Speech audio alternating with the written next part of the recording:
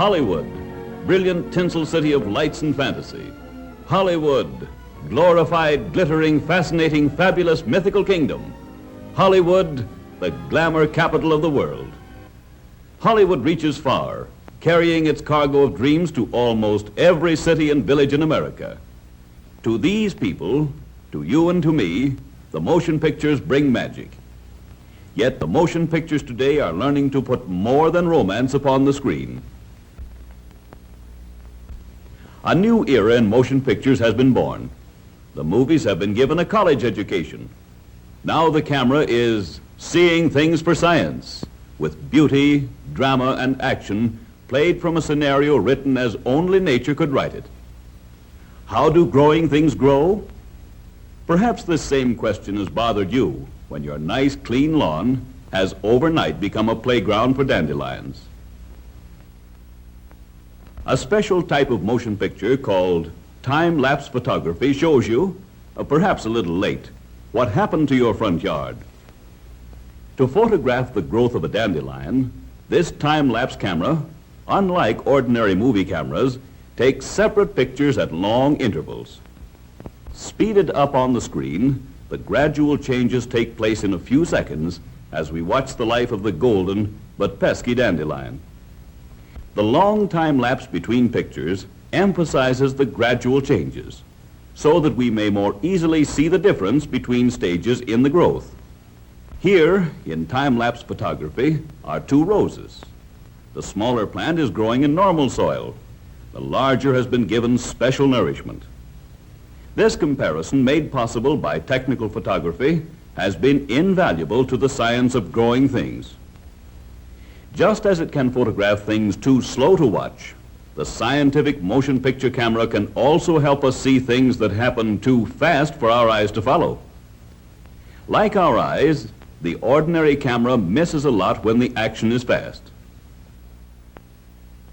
However, a type of photography called slow motion gives our eyes time to see all the details of action that ordinarily pass unnoticed. A slow motion camera is simply a camera that has been geared up to take a lot of pictures in a hurry. The slow down effect is produced when these pictures are projected on the screen at normal speed. Here is a super slow motion study of the flight of an arrow. See how the lazy push of the bowstring sends the arrow floating sedately to the target? This picture, taken with an ultra-high-speed camera, shows how Kitty uses her tail as a lever to help her turn over in midair.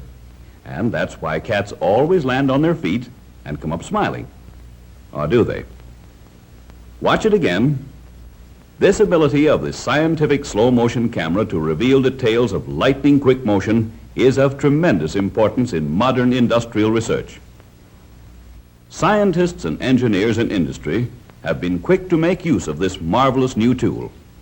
For example, studying the effects of bumps, jolts, and rough roads on the riding qualities of the automobile forms a branch of engineering all by itself. In this test run on a rough road, the wheels, tires, and springs move up and down too rapidly for the ordinary movie camera to see what is happening. So the high-speed camera makes a real contribution by showing exactly what takes place as the wheels strike each bump. First, we see how the tire yields to soften the blow. However, the main force of the jolt is absorbed by the individual spring suspension of the knee action units. The scientific camera also shows the action of the stabilizing arm in preventing side sway on curves.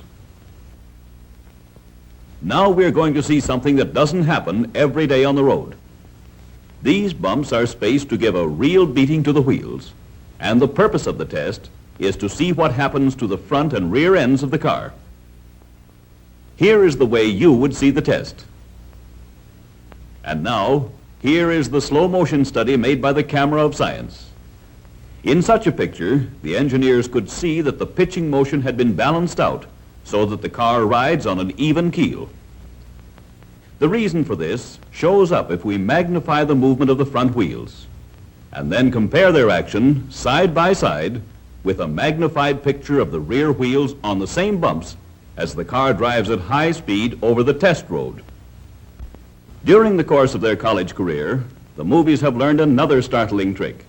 The scientific camera can magnify heat waves so that even the slightest degree of heat becomes visible. This technique is known to scientists as Schlieren photography. A tiny mirror the size of a pinhead is mounted just in front of the camera lens. Some distance ahead, a large concave mirror is accurately mounted. A brilliant light is focused so that its rays fall directly into the pinhead mirror. The rays are reflected into the big concave mirror. Then they are bounced back toward the camera lens.